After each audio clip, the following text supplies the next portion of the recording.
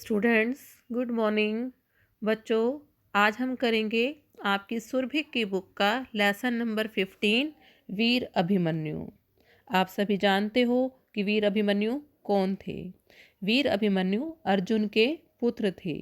अभिमन्यु भी अपने पिता की तरह ही वीर और साहसी था। महाभारत के युद्ध में जब महाभारत का युद्ध हुआ था और कौरवों ने एक चक्रव्यूह की रचना की थी, तब ये सिर्फ 16 वर्ष के थे। अभिमन्यु उस समय 16 वर्ष के थे और इन्होंने अकेले ही व्यूह में घुसकर कौरवों के साथ युद्ध किया था। तो आज हम इनके बारे में इस लेसन में पढ़ेंगे।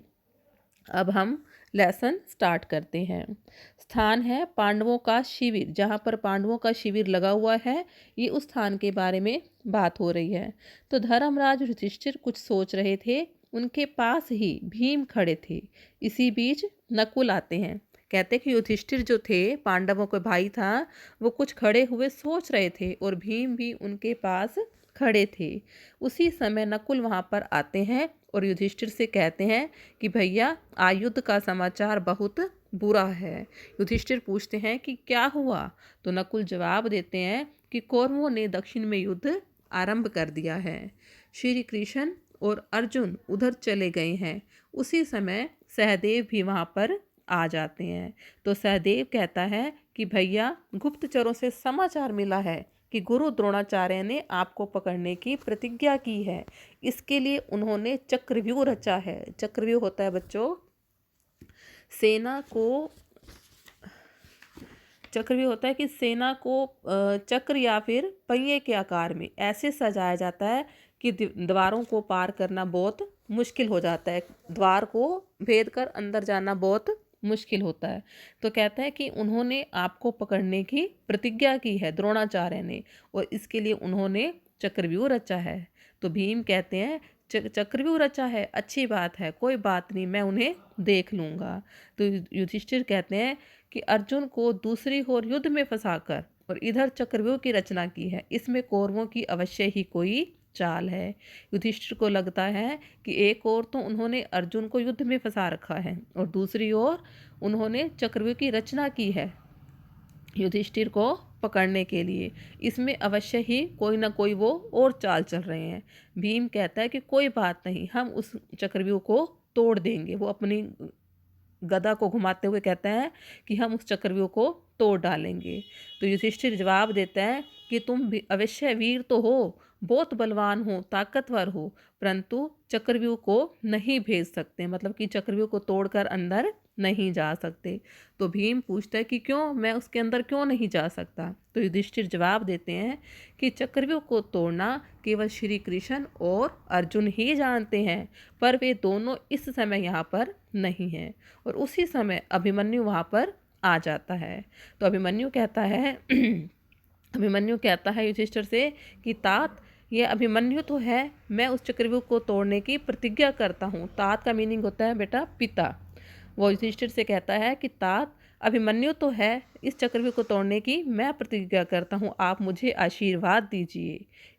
युधिष्ठिर उसे आशीर्वाद देता है। कहते हैं कि मंगल हो, भगवान तुम्हारी रक्षा करेगा।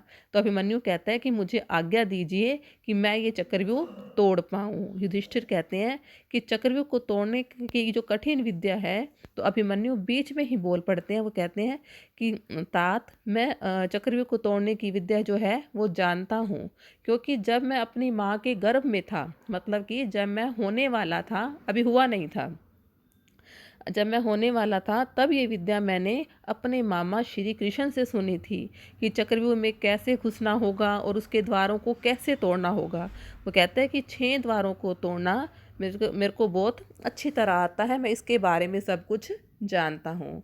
तो भीम कहता है अभिमन्यु को टोकते हुए, यह तो तुम जानते हो, परंतु उस चक्रव्यूह से बाहर कैसे निकलना है, क्या तुम्हें ये भी पता है।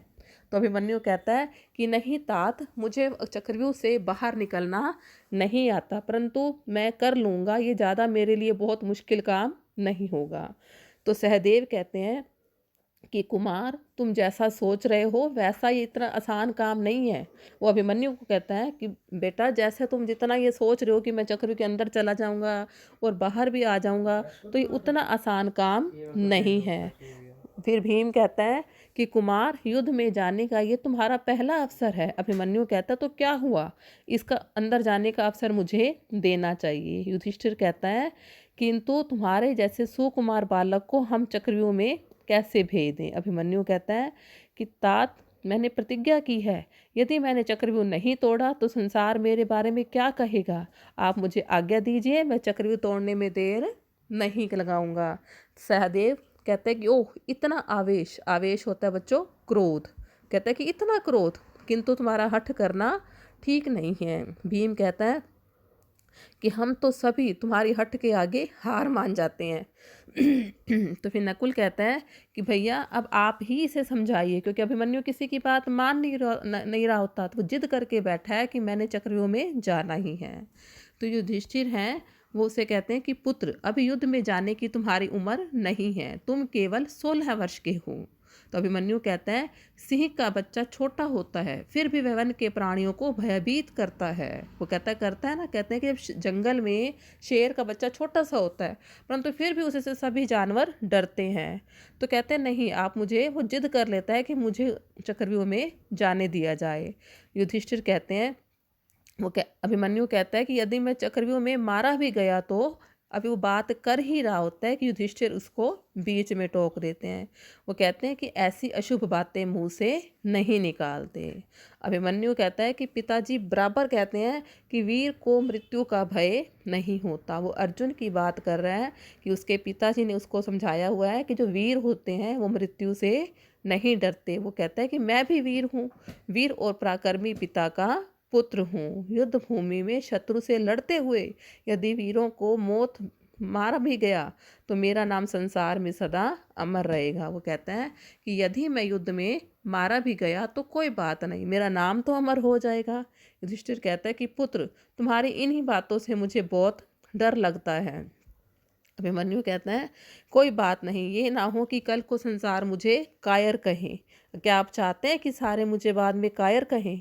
युधिष्ठिर दुविधा में फंस जाते हैं कि उसे क्या कहें और क्या ना कहें। उसकी हट के आगे वो उसे वहाँ पर जाने की आज्ञा दे देते हैं। तो अभिमन्यु कहते हैं कि मैं धन्य हूँ। जब उसे वहाँ पर जाने की आज्ञा मिल जाती है तो वो बहुत खुश हो जाता है कि वो कहता है कि मेरे जैसा भाग्यशाली आज कोई नहीं है। वो उनसे आशीर्वाद लेता है, प्रणाम करता है और कहता है कि मैं धन्य हूँ। युधिष्ठिर कहता है कि भीम, नकुल, सहदेव तुम सब लोग इसके साथ जाओगे और अभिमन्यु को अकेले नहीं छोड़ना। भीम कहता है कि आप चिंता ना करें, हम छाया की तरह इस कुमार के साथ रहेंगे। अभिमन्यु उनसे आशीर्वाद लेता है और कहता है कि मुझे आशीर्वाद दीजिए कि मैं यशस्वी बनूं। यशस्वी होता है बच्चों यश पाने वाला। ठीक है, अब आप सभी ने अपनी फेयर नोटबुक पे इसके वर्ड मीनिंग करने हैं और नेक्स्ट वीडियो में हम इसके क्वेश्चन आंसर करेंगे बच्चों। Thank you.